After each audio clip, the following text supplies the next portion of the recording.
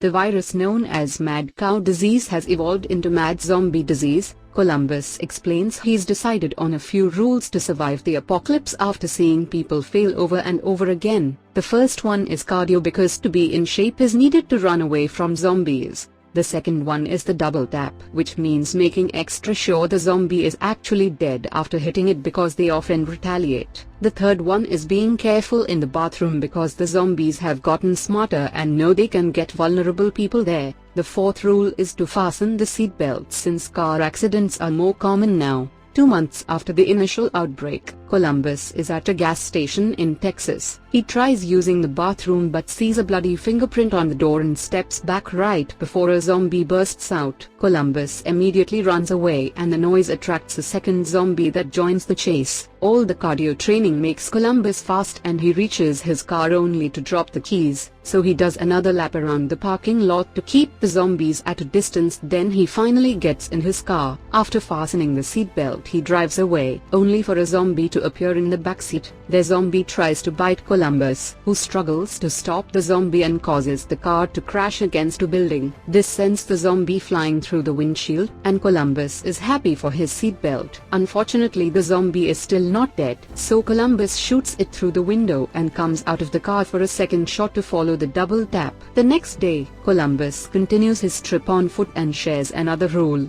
travel light. He's going to Ohio hoping to find his shut-in parents still alive. At that moment, he sees a strange black truck coming. It has white trees painted on it and a cow catcher on its front. Columbus moves out of the way before the truck stops, and the driver Tallahassee comes out. Both men stare at each other with their weapons out until Columbus asks for a ride with a gesture, and Tallahassee allows him in his truck. As he gets in, Columbus checks the backseat because he's added that to his rules after last night. He also tries to chit-chat and learn more about Tallahassee, who says he doesn't do friendship. A brief flashback shows Tallahassee attacking zombies with chainsaws. After a few hours of traveling, they find a crashed company truck, and Tallahassee wants to check it out. Following his rules, Columbus limbers up before following him in case of an attack. They open the truck and lots of snacks come out, but no Twinkies, which makes Tallahassee furious. Afterward, they look for a restroom, and Columbus checks every stall before doing his business. He admits he has lots of phobias, including clowns. Then he remembers how it all started. Before the outbreak, Columbus spent all his time in his room eating fast food and playing World of Warcraft. One evening, he heard desperate knocking on his door and opened it to discover his neighbor 406. She rushed inside as she explained that a sick-looking homeless man bit her when she was walking home, and now she was too scared to be alone in her apartment. Columbus allowed her to spend the night, and they fell asleep on the couch. Later, Columbus woke up to discover 406 became a zombie. She started chasing him around the apartment, and Columbus hid in his room, closing the door only to hurt her leg in the process. This didn't stop 406, who pushed her way in and followed him to the bathroom. Columbus tried trapping 406 with the shower. Next, he threw a bunch of stuff at her and hit her with the toilet cover before running off. 406 went after him again, so Columbus had no choice but to hit her hard enough to actually kill her, which inspired the double tap. In the present, the duo has to move a bunch of cars out of the way so they can keep traveling. They talk about various subjects, and when Tallahassee brings up intimacy, Columbus makes up a story not to look like a loser, but he actually was never with a woman. In the middle of the road, they find a zombie feeding on a body, but Tallahassee just drives around them and hits the zombie with the car door on the way. Sometime later, they make it to a supermarket, and Tallahassee arms himself with all the weapons he keeps in the truck. They enter the store, and Tallahassee plays the banjo to lure the zombies out. Two creatures soon appear, and Tallahassee beats one up with the banjo while the other one is victim of his bat. A third one is waiting at the back, and Tallahassee takes out his frustration with garden shears. Then they go looking for Twinkies, only to come across Wichita, who begs for help. The duo follows her after Columbus respects another rule: always leave a door open. Wichita takes them to see her sister Little Rock, who has been bitten by a zombie. Tallahassee agrees to shoot her, but before he can act, Wichita asks for the gun, saying it's her responsibility. Suddenly, both girls turn around and point the gun at them. It turns out this was all a trick to get their weapons and their car. The sisters leave in the guy's vehicle and now they have to keep on going on foot. As they walk through the town, they find another car only for Tallahassee to start destroying it out of frustration. Moments later they find a better vehicle and they have to remove a pair of zombie arms from the wheel. Then they check the back seat and finds a bag full of weapons. Tallahassee shoots one to celebrate before painting a 3 on the door and finally leaving. During the trip, Tallahassee finally shares a little about himself and explains that before the outbreak the most important thing in his life was his dog, who was killed by the zombies. Now he's looking for a new home and says they must enjoy the little things, which Columbus adds to his rules. A few hours later, they find their previous car abandoned on the road with the word help on the door. Tallahassee goes to investigate but finds nothing, so he goes back to Columbus only to discover Little Rock is hiding in the backseat. She fires a warning shot to disarm Tallahassee and makes Columbus honk the horn so Wichita joins them. At least this time they keep the guys in the car and the group leaves together. A flashback reveals that the sisters have been scamming people since before the outbreak. Wichita would pretend to have lost an important ring in front of awkward losers and showed off her body to distract them. Then she would promise the guys that she would pay $3,000 to whoever found it. After Wichita left, Little Rock would find the ring and the guys would buy it for them for hundreds of bucks, thinking they would get even more money for it later. The sisters had a whole bag of rings that only cost $30 and pulled this trick at every opportunity. In the present, Little Rock gets distracted and Tallahassee gets his gun back, so Wichita stops the car and points her gun at him. Columbus finally snaps and convinces them that cooperating is the best way to survive. During the trip, Little Rock explains they are going to Pacific Playland, an amusement park that supposedly is zombie-free. It's clear that Columbus is crushing on Wichita, but she's rather cold and tells him Ohio is a ghost land with no survivors. Not knowing this means Columbus' parents are dead. Feeling bad for dropping the bomb like that, Wichita agrees to give him a ride until he finds his own vehicle. Later that night, after the others have fallen asleep,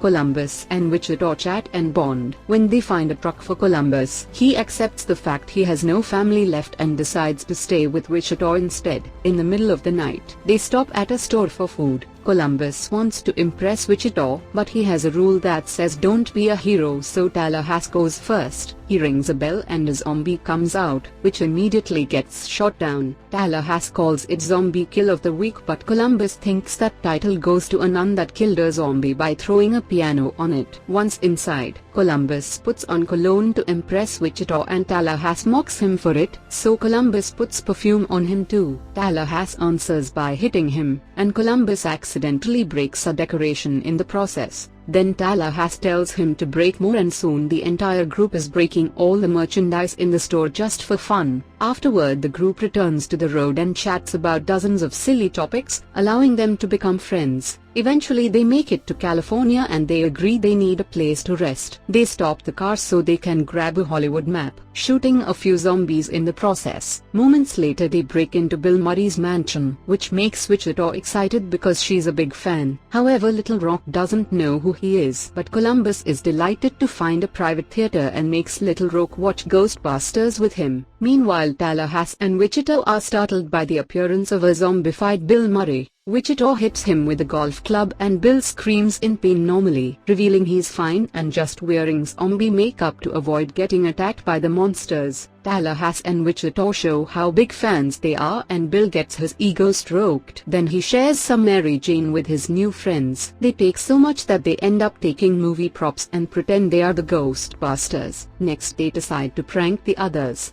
Bill enters the theater making zombies noises, so a startled Columbus shoots him. By the time he learns the truth it's too late and Bill Murray dies on a seat after saying his only regret is Garfield. The group wraps him up in some blankets and shoot their guns in Bill's honor before throwing the body off the balcony. That night they have dinner and play board games by the fireplace. They remember their old lives and Tallahassee reveals he didn't used to have a dog, he actually had a son. He cries and uses money as a handkerchief. Moments later, Tallahassee fires at random objects for fun and teaches Little Rock to be a better shooter. Meanwhile, Wichita and Columbus share stories from their teen years while drinking, and Columbus admits he didn't have a prom date. Wichita makes up for it by inviting him to dance, and the duo gets really close. They are about to kiss, but they're interrupted by Tallahassee, who kills the moment. An awkward Wichita admits she likes Columbus, but she doesn't want a relationship. The next morning, the guys discover the sisters have left in their car because Wichita became scared of the relationships she was forming with them. Thankfully, Bill Murray has tons of vehicles and Columbus decides to go after her. Tallahassee refuses to come along since obviously the sisters don't want them around, so Columbus tries to leave on a bike alone. However, he doesn't know how to drive a bike and immediately falls. Taking pity on him, Tallahassee offers to give him a ride. In the meantime, the sisters make it to Pacific Playland, which is completely empty. They turn on the power and start having fun with the rides. However, the lights and the noises get the attention of the zombies in town. Soon the creatures enter the park and start chasing the sisters, who try to shoot as many zombies as possible while running away. They manage to get in the car, only for the zombies to break the windows and reach inside to try to grab them. Wichita speeds up the vehicle, and once they leave most of the horde behind, the sisters jump off the car and let it go on until it falls in the water with a bunch of monsters. Next, they run to a ride called Blast Off, which makes them go up and down as they keep shooting at the zombies. Whenever the seats go down, the zombies keep trying to climb and grab their legs. Now they have to kick the zombies off and the ride will end soon. At that moment, the guys arrive and open fire on the zombies at the entrance, running over them as Double Tap. Columbus sees the car in the water and thinks the sisters are dead, but fortunately they can see them from the ride and scream to ask for help. Tallahassee tells Columbus to go after his girl while he runs honking a horn to get all the zombies' attention. As the creatures surround him, Tallahassee shoots at them while hanging from a ride and even gets on the roller coaster to continue the fight. Then he enters a game booth, locking it up before shooting at all the zombies desperately trying to get in. He's brought so many weapons that eventually he brings down every single one of them with great skill. Meanwhile, Columbus shoots at the zombies too and enters the haunted house, where he's jumped on by a zombie that immediately gets killed. Then he runs toward the blast off, letting another swinging ride hit the zombies following him. There's a zombie clown waiting for him, so Columbus confronts his phobia and breaks the hero rule just for Wichita. He grabs a hammer from a game and hits the clown to make him fall. Then he smashes his head to kill him. There's one more creature on the blast off, but when Columbus activates it to save the sisters, the zombie falls and dies. The group reunites and Wichita tells Columbus her real name before they share a kiss. Afterward, they enter the store and Tallahassee begins breaking things to find the Twinkies. Suddenly the guys hear a noise and shoot at the storage door, only to discover it was a rat. When they take a closer look, Tallahassee is devastated to notice the box of Twinkies has been destroyed by their bullets. At that moment they see the sisters leaving in the car, but it's a prank. They stop the vehicle and throw a Twinkie at Tallahassee before they leave together, driving over a zombie on their way out.